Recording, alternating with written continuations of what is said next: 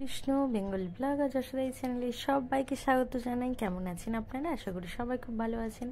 তো একাদশীতে সমস্ত ভক্তবৃন্দের চরণে অভাজনের অসংখ্য প্রণাম নিবেদন করে আজকের ব্লগ স্টার্ট করছি।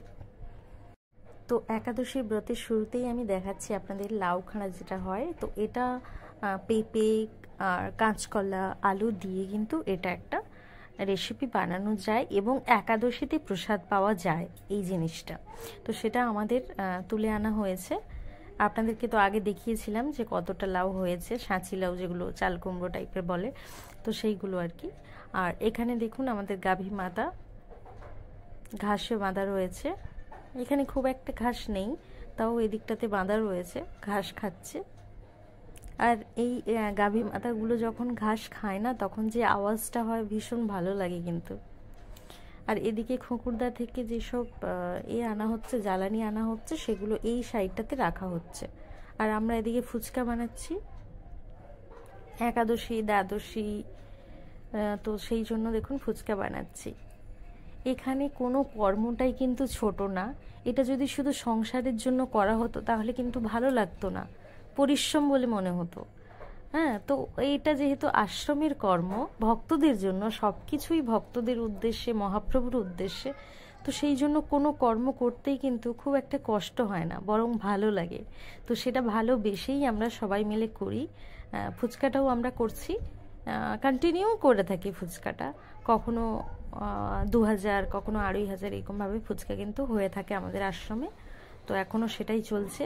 আর এখানে খুকুরদা থেকে জ্বালানিগুলো এসছে, তো সেইগুলো আবার কাটিং করে ছোট ছোট করে আবার জায়গা মতো রাখা হচ্ছে। গোশালা থেকে যদি একটা গাভী মাতাকে বাইরে বাঁধা হয় না, বাকি যে গাভী মাতাগুলো রয়েছে সবাই চিৎকার করে একজন যদি বেরিয়ে চলে আসে, এটা হয়েই থাকে। আর আমার এই যে ঘাস খাওয়ার আওয়াজটা খুব ভালো লাগে, তো সেই জন্য আমি এটা দিয়েছিলাম, কিন্তু আশেপাশের এত আওয়াজ, সেই জন্য আমি আওয়াজটা রিমুভ করে দিয়েছি। যদি হালকা করে দেওয়া যায় তো আমি অবশ্যই দেব। তবে আমার যেন মনে হয় যে একটা হোয়াইট থাকলে ভালো হতো। আমার হোয়াইট কালারের গাভী মাতা, যা কিছু, খরগোশ হতে পারে, যা কিছু, হোয়াইট কালারটা ভীষণ ভালো লাগে। সেটা যদি ডগও হয় তাও ভালো লাগে। তো আমাদের ব্ল্যাক রয়েছে আর রেড রয়েছে, হোয়াইট নেই। সব গাভী মাতা এটাই।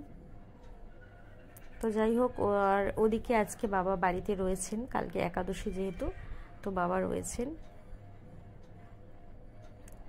রয়েছেন বলেই এই তিনজন, আমার দুটো মেয়ে আর দেবকী নন্দন দাস, এই তিনজনেই কিন্তু আমাদের যে সরোবর রয়েছে সেই সরোবরে বোট চড়ার জন্য গিয়েছিল। তো দেখুন, এই যে আমাদের পুরো বৃন্দাবন থেকে বৈষ্ণব এসেছেন, পূর্বাশা মুনির শিষ্য।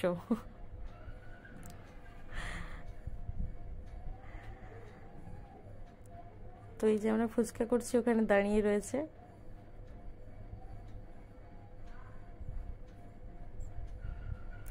চলুন ওদিকটাতে দেখাই। ওদিকে বাবা আর জেঠু, কিছু জন সবাই মিলে কিন্তু আলোচনা করছেন। বাবা অনেক দিন বাদেই আজকে বাড়িতে রয়েছেন সন্ধ্যের টাইমে, যেহেতু একাদশী, তো সেই জন্যই আর কি। তো বাবার সঙ্গে সবাই আলোচনা করছেন। আর বাবা রয়েছেন বলেই এই যে ভাইরা রয়েছে, যে ক্যামেরা চালায় ভক্তি, তারাও রয়েছে, সেই জন্য আশ্রমের কাজে একটু হাত লাগিয়েছে। না হলে তো আশ্রমে থাকাই হয় না, প্রতিদিন প্রায় প্রোগ্রাম থাকে, সেই জন্য এই দিকটাতে সময় দেওয়া হয় না আর কি। তো যখনই সুযোগ পাই কিন্তু আশ্রমের কাজে লেগে পড়ে। সেটা এই যে দেখুন, দেখতেই পাচ্ছেন। আর সন্ধে হয়ে এসছে, খুব একটা আর বিকেল নেই, সন্ধে হয়ে এসছে প্রায়। আর আমাদের যে ফুচকাটা করছি, এটা সকালবেলাও করা যেত, কিন্তু ওই সাইডটাতে সকাল টাইমেটা ভীষণ গরম পড়ে, তো সেই জন্য আর কি সন্ধেবেলায় করা হচ্ছে। ফুচকা করতে প্রথমটা অনেকটাই কিন্তু অসুবিধে হয়, তারপরে অতটাও আর অসুবিধে হচ্ছিল না, ইজিলি হয়ে গেছে। করতে করতে করতে করতে একটা জিনিস খুব ইজিলি হয়ে যায়। তো সেই জন্য এই যে আমরা পিস করছি, দেখুন এই ছোট ছোট পিসগুলোতে ফুচকা তৈরি হবে।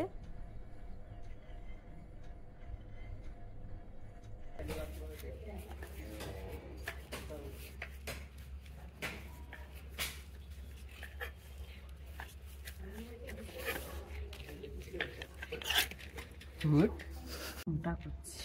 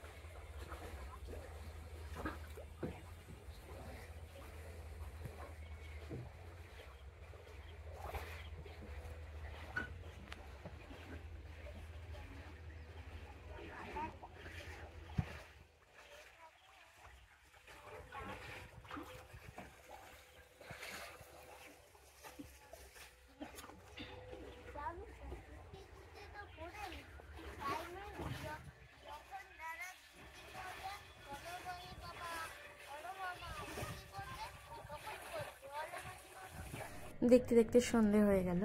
তো আমাদের আশ্রমে এবার আরতি কীর্তন শুরু হয়ে গেছে। শুরু হওয়ার পর আরতি কীর্তন তো আমি আপনাদের আগে দেখিয়েছি, সেই জন্য আর আজকে দেখালাম না।